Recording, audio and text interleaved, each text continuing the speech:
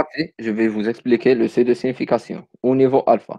C'est un seuil qui détermine si le résultat d'une étude peut être considéré comme statistiquement significatif, après que les tests statistiques prévus ont été réalisés. Le niveau de signification est le plus souvent défini sur 5% ou 0,05%. Cela représente la probabilité de rejeter l'hypothèse nulle lorsqu'elle est vraie. Par exemple, un niveau de signification de 0,05 indique un risque de 5% de conclure qu'une différence entre les résultats d'études et l'hypothèse nulle existe. Alors, il n'y a pas de réelle différence. À ce seuil de signification, on fait correspondre sur la distribution d'échantillonnage de la statistique, une région de rejet de l'hypothèse nulle, appelée également région critique. L'aire de cette région correspond à la probabilité alpha. Si par exemple on choisit alpha égale 0,05, cela signifie que l'on admet d'avance que la variable d'échantillonnage peut prendre dans 5% de cas une valeur se situant dans la zone de rejet H0, bien que H0 soit vrai, et ceci uniquement d'après le hasard de l'échantillonnage. Sur la distribution d'échantillonnage correspondra aussi une région complémentaire, dite région d'acceptation de H0 ou région de non-rejeté de probabilité 1 alpha. Remarque, les sites de signification les plus utilisés sont alpha égale 0,05 ou alpha égale 0,01, dépendant des conséquences de rejeter à tort d'hypothèse H0. L'objectif de ces tests, de tests de validité d'hypothèse. Euh, Les objectifs de ce test sont déterminer la statistique observée dans un échantillon est conforme à une valeur de référence supposée connue dans la population. Ceci afin de prendre des décisions concernant l'ensemble de la population. Évaluer le risque d'erreur prenant la décision de conformité ou pas de l'échantillon. Des erreurs de la prise de décision en prenant une décision. On est confronté à deux types d'erreurs. On rejette une hypothèse vraie, c'est l'erreur de la première espèce, notée alpha. Si par exemple, on retient 5% pour seuil de risque, alors il y a à peu près 5 de chance sur 100 pour qu'on rejette l'hypothèse qu'elle aurait dû être acceptée. On est confiant à peu près 95% d'avoir pris la bonne décision. On accepte une hypothèse fausse, c'est l'erreur de seconde espèce notée bêta. Ainsi, quatre situations sont possibles.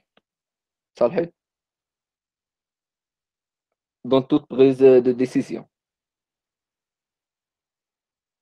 Si on a H0 accepté, mais H0 est vrai, c'est la bonne décision. Niveau de confiance, 1 - A. Si on a H0 accepté, mais H0 est fausse, c'est la mauvaise décision. Accepte à tort. C'est l'erreur de bêta de seconde espèce.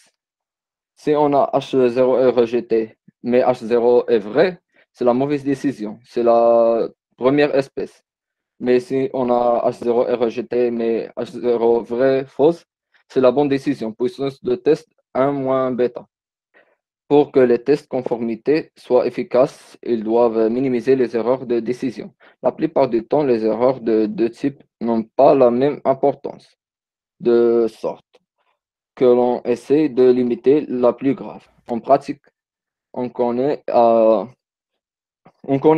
mais on ne sait pas calculer bêta. Il faudrait connaître la loi de probabilité de la variable étudiée sous l'hypothèse alternative H1. La probabilité complémentaire du risque de deuxième espèce 1 - bêta définit la puissance du test à l'égard de la valeur du paramètre dans l'hypothèse alternative H1. Alors, la puissance du test représente la probabilité de rejeter l'hypothèse nulle H0 lorsque l'hypothèse vraie est H1. Plus bêta est petit, plus le test est puissant. Alors, puissance d'un test.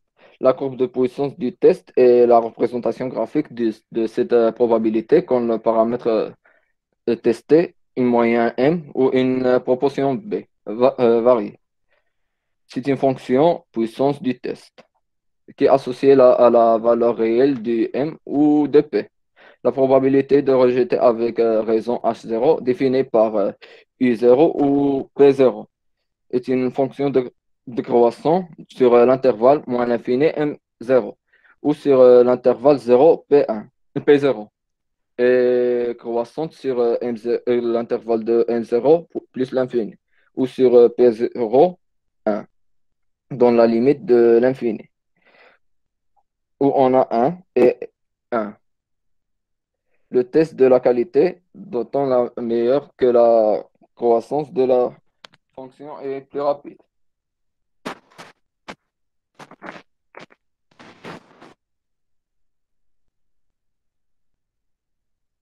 Avant que l'expérience ne soit menée.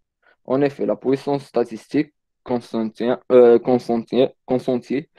permet de calculer le nombre de sujets à inclure dans une étude. En général, on fixe la puissance désirée, le risque de première espèce et les paramètres associés au groupe pour obtenir le nombre de sujets nécessaires à l'étude.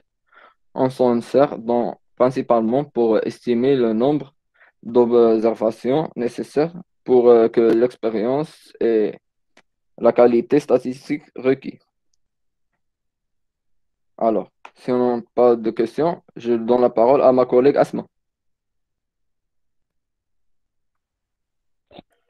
Alors, s'il y a des questions, n'hésitez pas à les poser.